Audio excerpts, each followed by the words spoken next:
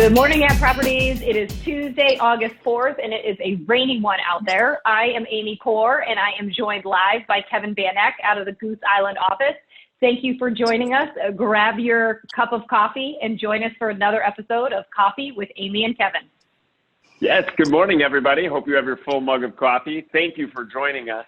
Today, we're going to have a great conversation with a broker that works with our commercial division. But before that, just a quick reminder about our Ninja Agent Accelerator tomorrow morning, 9:30 a.m. This week, we're going to be talking about working with buyers, and more specifically, the first step in working with buyers, which is the buyer presentation. So make sure you register on the Agent app. We'll see you tomorrow morning at 9:30.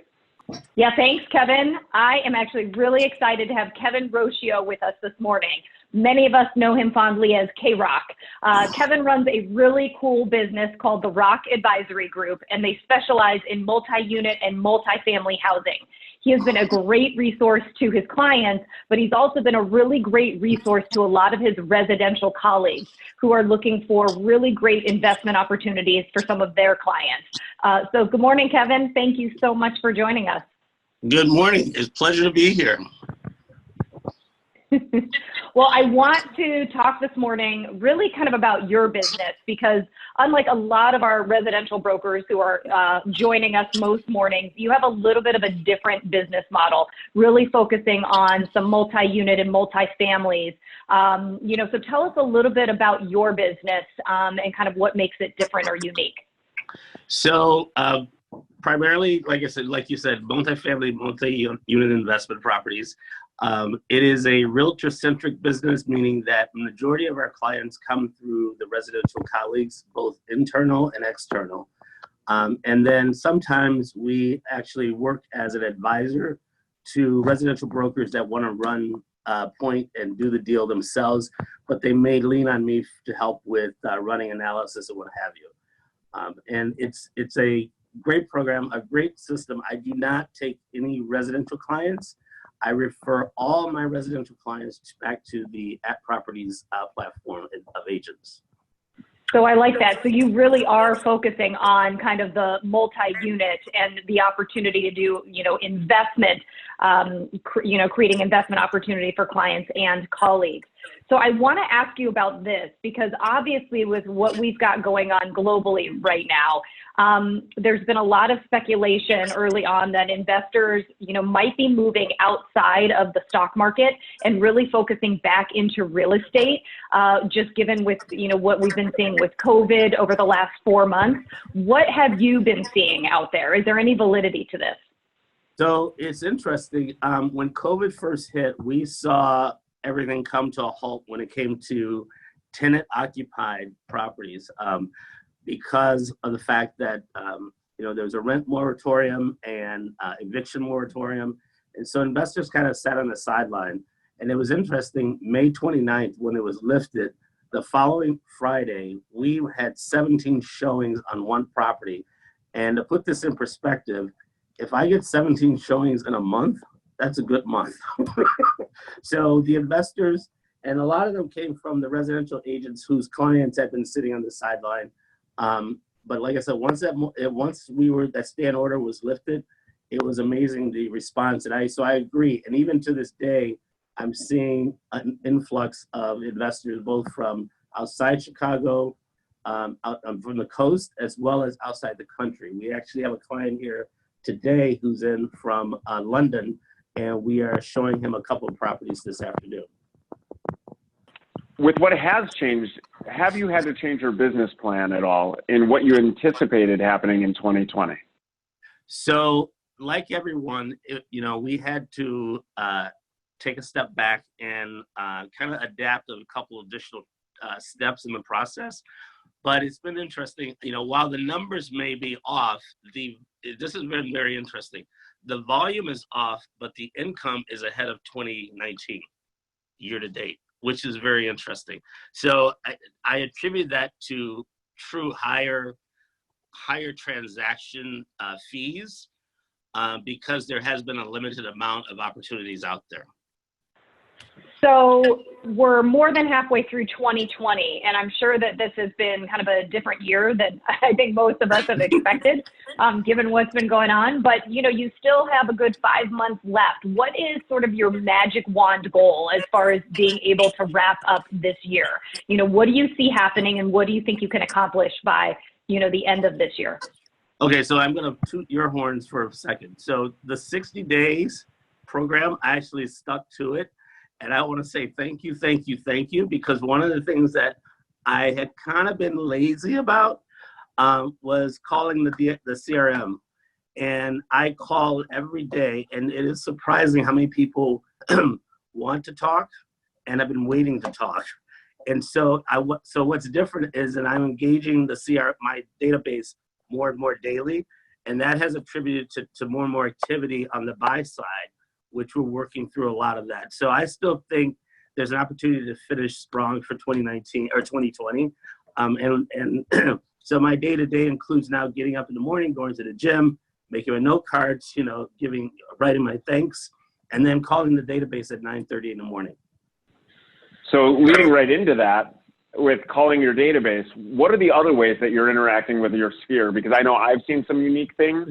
How else do you interact with the people in your database?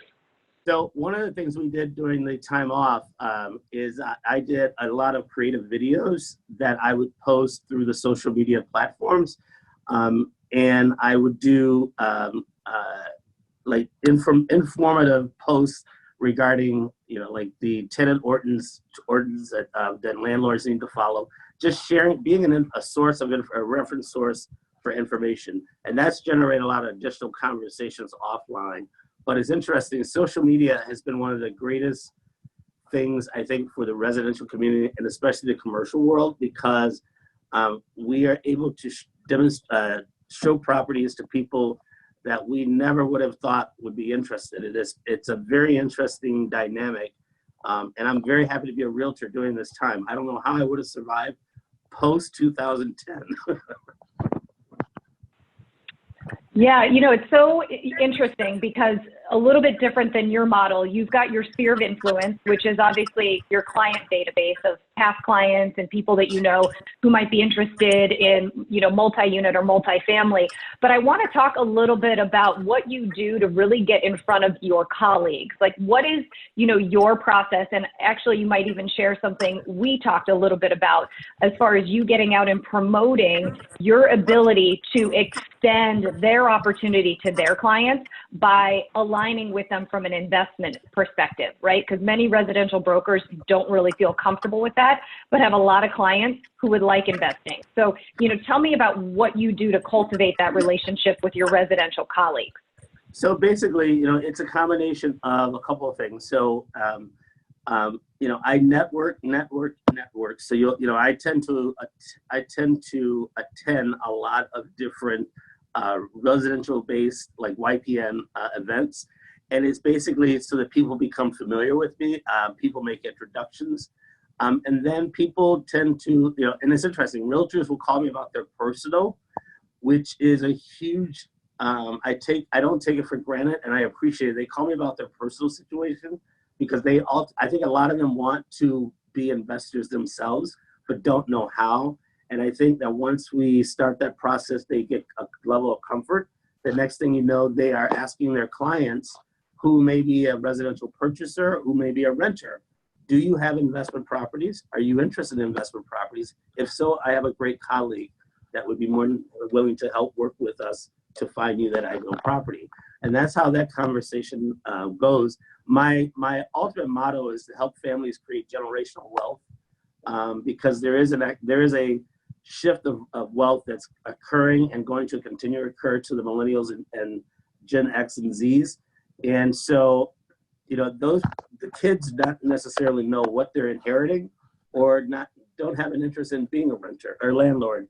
And so I kind of help show them how they can do this and kind of take all the pain away from the learning process. And then additionally, whenever I get a speaking opportunity, I will step up, like for Corr or what have you, and talk on the subject of, you know, what's a cap rate and so on and so forth. That's cool. You have a ton of experience. And actually, we haven't mentioned it yet, but you were also in the mortgage world in the past too, correct? Correct. And that's what gives me, I think, a competitive edge on a lot of brokers per se, is because I do come from the finance world. And so when I'm looking at properties, I understand how they operate, how long they can operate, when you should sell them, and more importantly, how they can get financed. Got it. So with all of this experience in the mortgage world and multifamily, multi-unit, if you had 30 seconds on stage at the next Ad Expo and you had the ability to share 30 seconds of knowledge with everybody at Ad Properties, what would you say? Be sure to ask your client the question, do you have a commercial need? Because you would be surprised what that answer is. It may be, well, yeah, I'm working from home and I'm looking for commercial space to move my office into. Or it could be, hey, I bought a 2-flat, I'm interested in buying a 4-flat. Always ask the question. Don't assume that they don't have a need.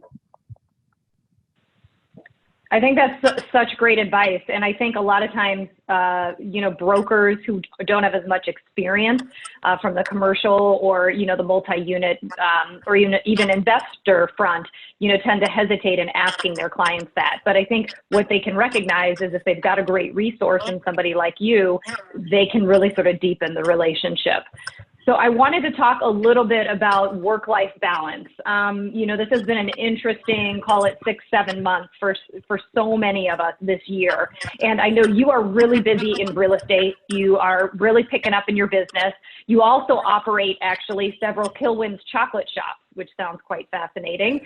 And I know you are involved in a lot of different organizations, but how do you find kind of that harmony or balance in your life? Because, for many of us, it's been a pretty overwhelming period of time, and it's all about kind of making sure that we can, keep our balance as we get through it. So what's your secret? So I look at it like this. There's 24 hours in a day. I don't sleep, and this is one, I don't know if this is a crutch or this has been a benefit, but I don't sleep long during the night. If I get 4 hours of sleep, that's a great night. And so I typically start my day about 4 or 5 in the morning. And a lot of times I'm already on WhatsApp with clients outside the country at about 5:30, 6 o'clock. And then I just start my day, and I run by a schedule. I tell everybody I have the most boring life in the world. Everything is scheduled out. I mean, it's I don't know if I'm OCD or what, but it works. And otherwise I will tend to forget things, and things get put by the wayside. So I operate off of a very tight schedule, and it's a happy schedule because everything I'm doing by choice. And if I don't want to do something, I remove it. That's great. And that's something good for us to follow too, in terms of when we talk about morning routines, whether it's Ninja or the Do It Now morning routine, because you can accomplish far more when you have a plan in place, right? Absolutely. And and it's funny because sometimes at about 9 o'clock in the morning, I look back and go, wow, I can't believe I've already done that much. And now the day begins. And by 2 o'clock, I may be twiddling my thumbs. Well, Kevin, thanks so much for joining us today. A wealth of knowledge, and especially in an area where not all of us are very familiar, multifamily, multi-unit, et cetera. So thank you for being a resource for residential agents, for them to be able to refer their clients to you when they do have a commercial need. And thank you for all of your input, intel, experience that you've shared with us today. You are very welcome. Have a great day, guys. Thanks, Kevin. You have a great day too. Bye-bye. All right, bye. All right, everyone watching, thanks for joining us today. Hope you have a great rest of the day. Remember, please register for the Ninja Agent Accelerator tomorrow morning, 9:30 a.m. And remember, there's no better time than now to do it now.